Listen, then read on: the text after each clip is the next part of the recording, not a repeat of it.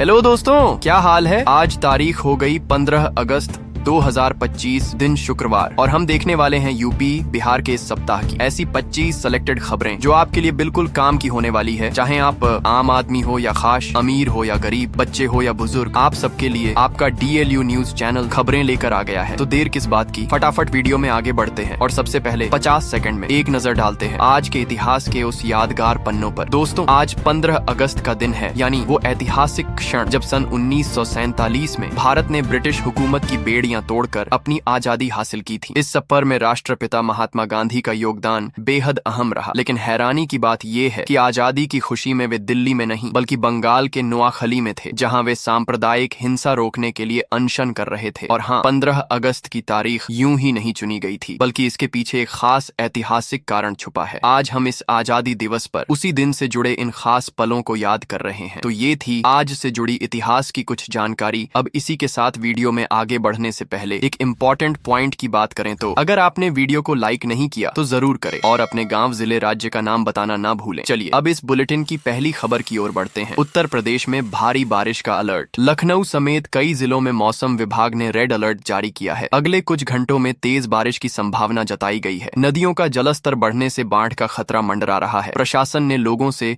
सतर्क रहने की अपील की है। अब देखना होगा कि हालात पर काबू कब पाया जाता है। अब अगली खबर, भारत की अर्थव्यवस्था को बड़ी कामयाबी। S&P ने 19 साल बाद भारत की क्रेडिट रेटिंग को अपग्रेड किया है। वित्त मंत्रालय ने इसे ऐतिहासिक जीत बताया है। इससे विदेशी निवेश बढ़ने की उम्मीद जताई जा रही है। देश की आर्थिक स्थिरता को मिला नया बल। अब देखना होगा कि इसका फायदा आम जनता तक कैसे पहुंचता है। चलें अब एक और खबर, UPI यूजर्स के लिए नया नियम। अब एक दूसरे से पैसे मांगने की सुविधा बंद कर दी गई है। NPCI ने डिजिटल भुगतान में धोखाधड़ी रोकने के लिए ये कदम उठाया है। इससे ऑनलाइन ठगी के मामलों में कमी आने की उम्मीद है। यूजर्स को अब और सावधानी बरतनी होगी। अब देखना होगा कि ये नियम कितना कारगर साबित होता है। अब अगली खबर की ओर, किसानों के लिए सुनहरा मौका। प्रधानमंत्री फसल बीमा योजना में आवेदन का समय बढ़ा दिया गया है। किसान अब अपनी फसलों का बीमा आसानी से करवा सकते हैं। इसके लिए ऑनलाइन और ऑफलाइन दोनों तरीके उपलब्ध हैं। इससे प्राकृतिक आपदाओं से होने वाले नुकसान की भरपाई होगी। अब देखना होगा कि कितने किसान इसका लाभ उठाते हैं। चलिए अब एक और खबर, उत्तर प्रदेश का भविष्य होगा और मजबूत। विजन डॉक्यूमेंट 2047 में सांस्कृतिक और आर्थिक विकास का खाका तैयार किया गया है। इसमें शिक्षा, रोजगार और बुनियादी ढांचे पर जोर दिया गया है। योगी सरकार ने इसे ऐतिहासिक कदम बताया है। प्रदेश को नई ऊंचाइयों तक ले जाने का लक्ष्य। अब देखना होगा कि ये योजना कब हकीकत बनती है। अब अगली खबर, उत्तर प्रदेश में शिक्षा और रोजगार को नया आयाम। मुख्यमंत्री योगी आदित्यनाथ ने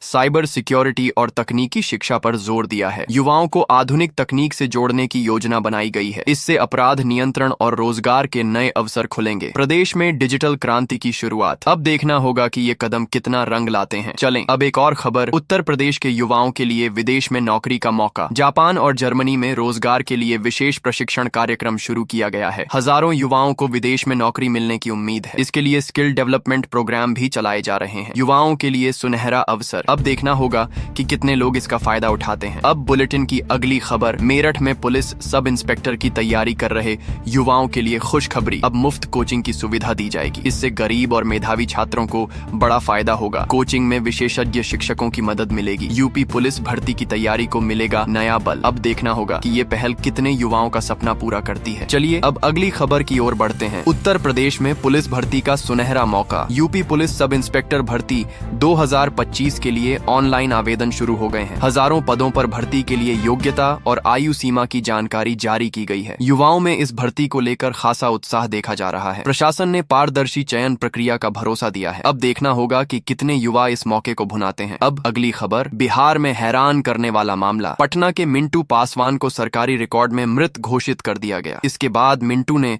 मुख्य चुनाव अधिकारी से मुलाकात कर अपनी जिंदा होने की बात साबित की। इस घटना ने प्रशासनिक लापरवाही पर सवाल खड़े किए हैं। मिंटू अब अपने रिकॉर्ड को ठीक करवाने की जद्दोजहद में है। अब देखना होगा कि इस गलती का सुधार कब तक होता है। चलें अब एक और खबर, बिहार में वाहनों से प्रदूषण पर लगाम। राज्य में 46 ब्लॉकों में नए प्रदूषण जांच केंद्र शुरू किए गए हैं। बढ़ते वायु प्रदूषण को नियंत्रित करने के लिए ये कदम उठाया गया है। इन केंद्रों पर वाहनों की जांच के लिए आधुनिक उपकरण लगाए गए हैं। सरकार ने इसे पर्यावरण संरक्षण की दिशा में बड़ा कदम बताया है। अब देखना होगा कि ये पहल कितनी कारगर साबित होती है। अब अगली खबर, सहारनपुर से चौंकाने वाली खबर। उत्तर प्रदेश के एक एनजीओ पर पुलिस की नजर, जो फिलिस्तीनी मुस्लिमों की मदद कर रहा था। पुलिस को संदेह है कि इस मदद के पीछे गैर कानूनी गतिविधियां हो सकती हैं। एनजीओ के दस्तावेजों की जांच शुरू कर दी गई है। इस मामले ने स्थानीय लोगों में चर्चा का माहौल बना दिया है। अब देखना होगा कि जांच में क्या खुलासा होता है। चलें अब एक और खबर, बिहार में बाढ़ का कहर। मुख्यमंत्री नीतीश कुमार ने बाढ़ प्रभावित इलाकों का दौरा किया। हजारों लोग बाढ़ से प्रभावित हैं। फसलें और घर तबाह हो गए हैं। सरकार ने राहत और बचाव कार्य तेज करने के आदेश दिए हैं। प्रभावित लोगों को भोजन और आश्रय की व्यवस्था की जा रही है। अब देखना होगा कि स्थिति कब सामान्य होती है। अब अगली खबर, लखनऊ में गर्व का पल। पुलिस कमिश्नर अमरेंद्र सिंह सेंगर को विशिष्ट सेवा के लिए मेडल से सम्मानित किया गया है। उनकी कार्यकुशलता और अपराध नियंत्रण में योगदान की सराहना की गई है। इस सम्मान ने पुलिस विभाग का मनोबल बढ़ाया है। सेंगर ने इसे अपने कर्तव्य का हिस्सा बताया। अब देखना होगा कि ये प्रेरणा और कितने बदलाव लाती है। चलें अब एक और खबर, स्वतंत्रता दिवस पर दिल्ली में कड़ी सुरक्षा। 11,000 सुरक्षा कर्मी, स्नाइपर्स, सीसीटीवी और ड्रोन तैनात किए गए हैं। किसी भी अप्रिय घटना को रोकने के लिए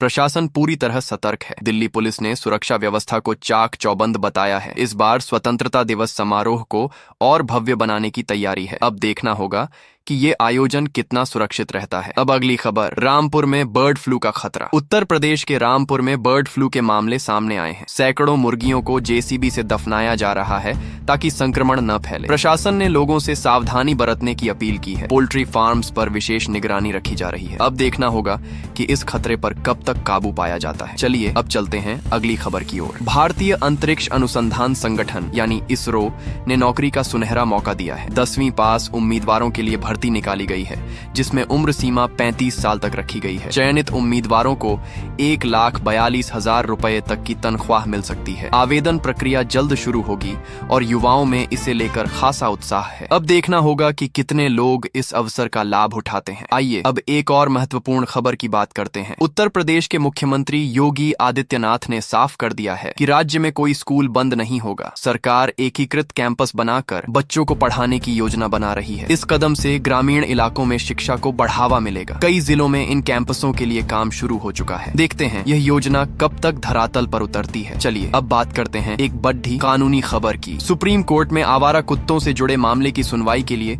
नई 3 जजों की बेंच बनाई गई है। ये मामला कुत्तों के हमलों और उनकी देखभाल से जुड़ा है, जो लंबे समय से चर्चा में है। बेंच जल्द ही इस पर सुनवाई शुरू करेगी। देश भर में इस मुद्दे पर लोगों की नजरें टिकी हैं। अब इंतजार है कोर्ट के फैसले का। आइए अब रेलवे की एक बड़ी खबर पर नजर डालते हैं। लखनऊ गोरखपुर रूट पर डबल डेकर एक्सप्रेस ट्रेन जल्द दौड़ेगी। इस नई ट्रेन से यात्रियों को ज्यादा सुविधा और आराम मिलेगा। रेलवे ने इसकी तैयारियां तेज कर दी हैं और जल्द ही इसका शेड्यूल जारी होगा। यह ट्रेन दोनों शहरों के बीच सफर को और आसान बनाएगी। देखते हैं यह ट्रेन कब पटरी पर उतरती है। चलिए अब एक और अहम खबर की ओर बढ़ते हैं। लखनऊ हवाई अड्डे पर 5.5 महीने बाद उड़ानें सामान्य हो जाएंगी। रनवे के रखरखाव का काम पूरा होने वाला है, जिससे उड़ानों में कोई रुकावट नहीं होगी। यात्रियों को अब लंबे इंतजार से राहत मिलेगी। एयरपोर्ट प्रबंधन ने सभी तैयारियां पूरी कर ली हैं। अब देखना होगा कि उड़ानें कितनी सुचारू रहती हैं। आइए अब बात करते हैं बैंकिंग से जुड़ी एक खबर की। आईसीआईसीआई बैंक ने नए बचत खातों के लिए न्यूनतम बैलेंस की सीमा कम कर दी है। लोगों के विरोध के बाद बैंक ने यह फैसला लिया। पहले यह सीमा ज्यादा होने से ग्राहकों में नाराजगी थी। अब कम बैलेंस से छोटे खाता धारकों को राहत मिलेगी। देखते हैं ये बदलाव कितना असर डालता है। चलिए अब एक सियासी खबर की ओर रुख करते हैं। बिहार के रोहतास में राजद सांसद ने केंद्रीय मंत्री गिरिराज सिंह को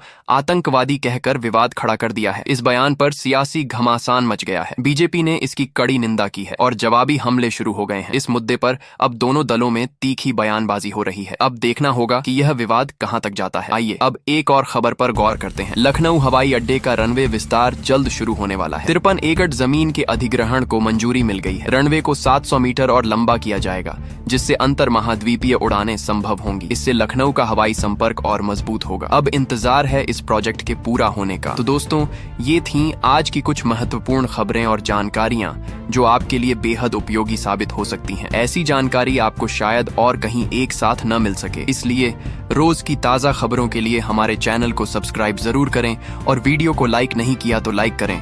साथ में अपने जिले का नाम कमेंट में लिखें ताकि आपके जिले से जुड़ी हर जानकारी आप तक पहुंच सके। धन्यवाद। जय हिंद, जय भारत।